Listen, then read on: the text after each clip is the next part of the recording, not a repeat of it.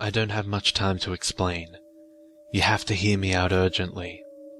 It's very important that you do so. I have for the past couple of weeks heard of something being passed around on the internet. A simple message that you'll stumble upon when you least expect it. According to the people that have been passing around the rumors, when you receive this message, you'll soon die after reading, frozen with an intense look of horror upon your face, staring with clouded eyes at whatever attacked you, as any sane person would have believed all this to be nonsense, as do you. According to rumors, the message is similar to a virus. Unlike its more devious counterparts, the message spreads one thing: death. Apparently it's quite structured and concise, seemingly innocent. Some have even hypothesized that the message has a consciousness, as odd as that sounds, that it is an entity roaming about the internet looking for human prey. It can take many forms: a post on a social forum, perhaps being read out in a video. It may even be posing as an innocent story intending to entertain or scare readers. What's so brilliant about this message is the fact that you rarely realize when you've stumbled upon it. It lures you in like prey, tricking you by conveying a feeling of trust, creating this immediate partnership with the narrator, that they are looking out for you. This is not the case. You may be a quarter of the way through the message already and not even realize it, and even when you do finally catch on to what's happening, you won't leave. You can't leave, because there is some fundamental belief in humans that these things can't be real, that these demonic entities only exist in the imagination, in movies and horror films, even those with more switched on than the rest.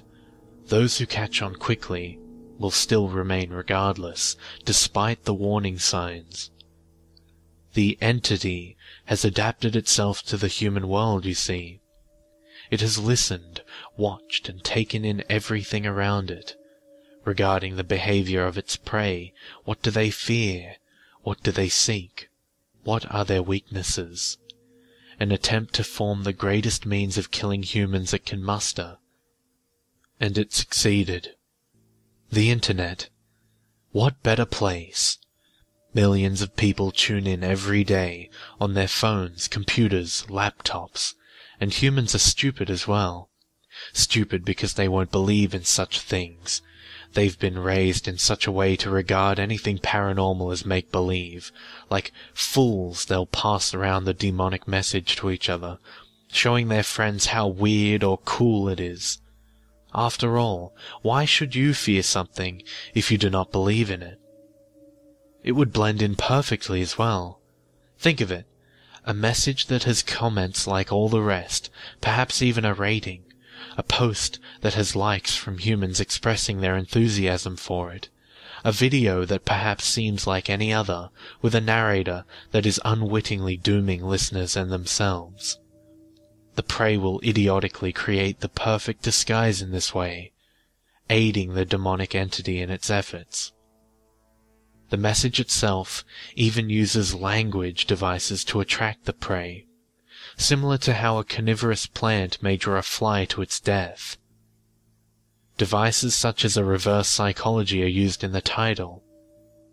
The fact that the narrator feigns fear or panic in the first opening sentences to intrigue.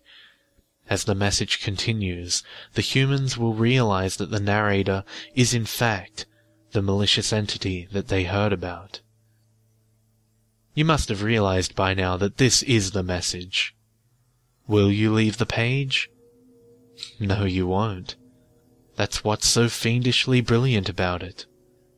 A little bit more to go, and you're all powerless to leave, powerless to stop your eyes passing from word to word. You see, there's no way humans can resist the urge to find out how this message will conclude. Even afterwards you may still refuse to believe, will still cast away any fearful thoughts. This can't be real. These things are never real. It's just designed to frighten me.